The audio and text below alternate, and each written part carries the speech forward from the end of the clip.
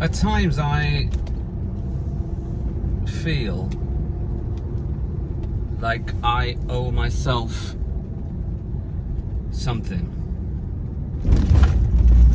Like I owe myself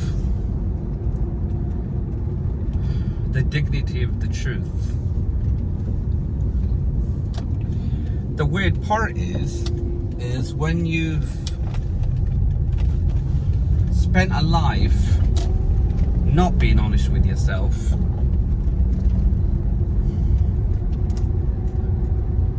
and you're convinced that you're okay,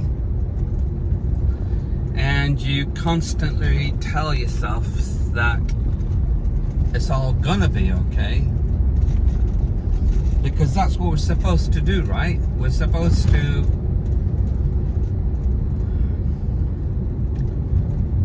acknowledge that we can achieve anything, we can do anything, and we don't have anything to worry about. Now, there was a time I questioned everything, and I was skeptical in terms of my own strength, my own ability to persevere. And it's kind of like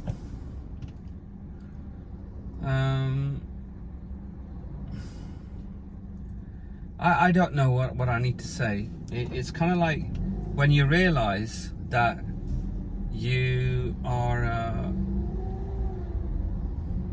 that you need to be strong, that you need to persevere, that you need to do those things in order to have some semblance of life, right?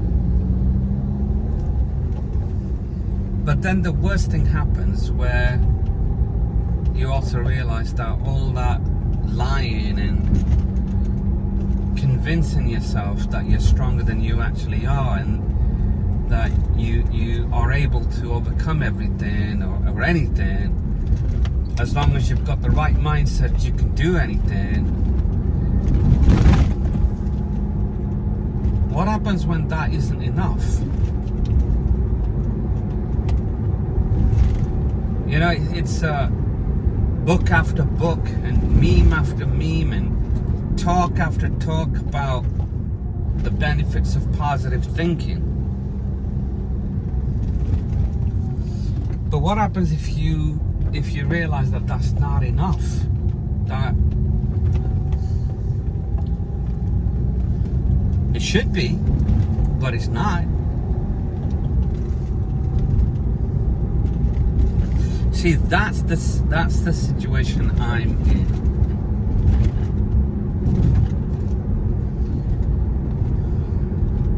I can't say exactly how I feel, because I wouldn't say I'm indifferent, but I am in some ways indifferent to the concept of the end. Because one of my rocks is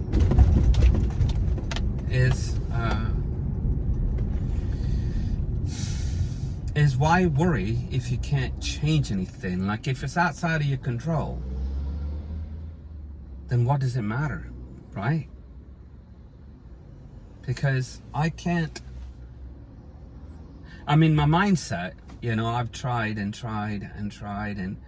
thought positive and try to work on everything I could possibly do,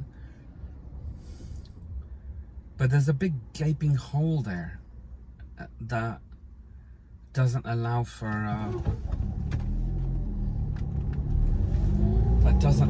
anything.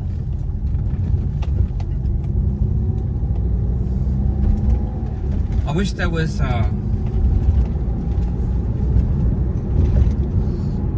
a cure. My sister, you know, she had a good childhood, and then she went through an arranged marriage, which was, let's say, it was the darkest period of her life. Not so much per se the arranged marriage aspect, but the fact that this guy was a wife beater. And so the real question is that how do we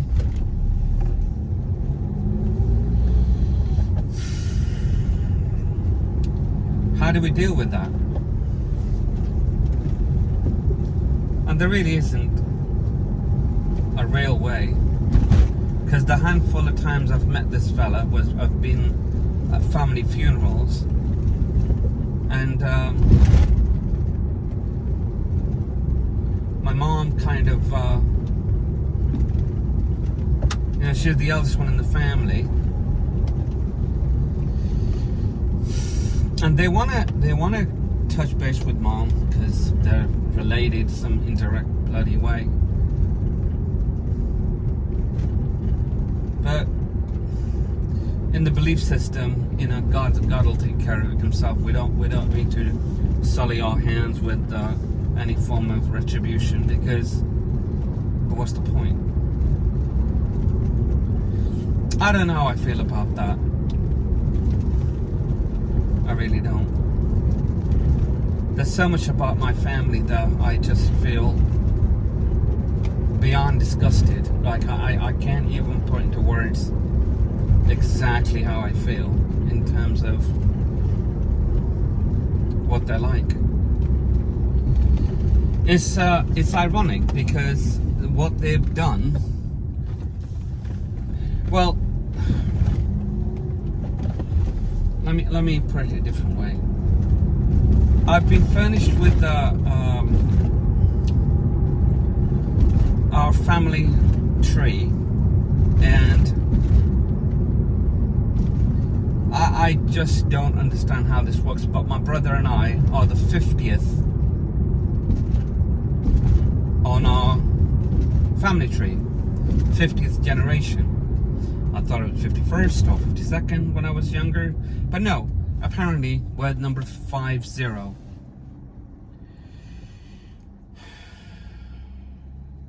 So when I look at those names,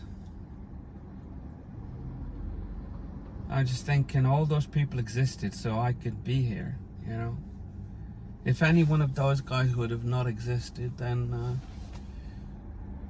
I wouldn't be here. And what's insane is that their direct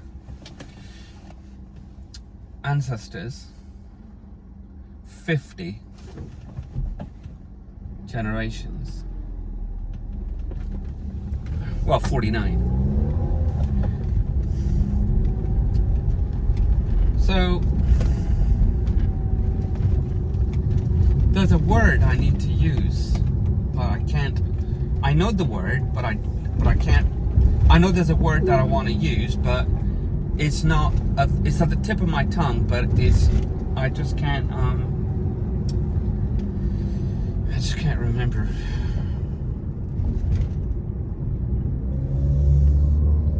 It'll come to me at some point.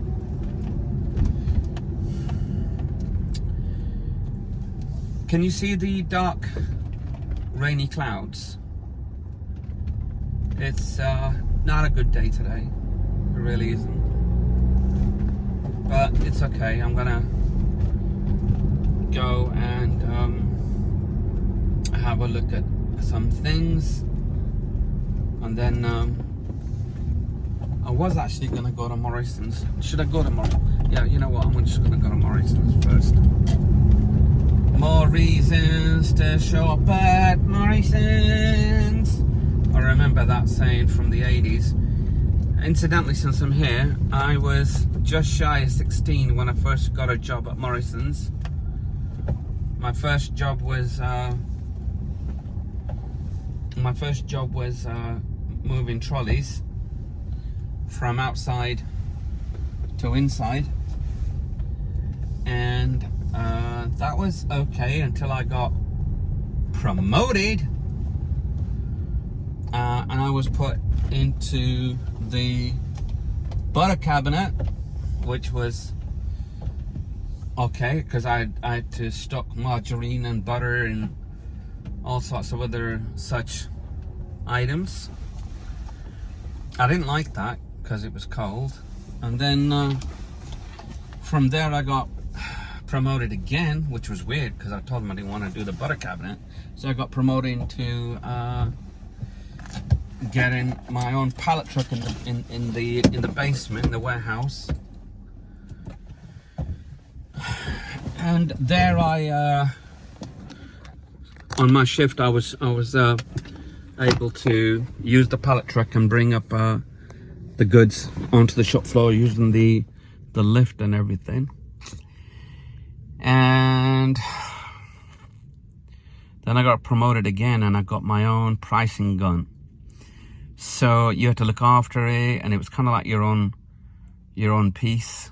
And the point was that you used it to price cans of peas and baked beans. So that's what my job was. So the pallet guy would bring and drop off a load of cases roughly where they were being stacked, and our job was to price all the goods up, you know, and pop them on the shelves. So yeah, I'm going back a fair while. I'm talking about 1983, 4. Yeah, those were the times. Anyway, I'm going to get going. I will talk to you later. Have a good one.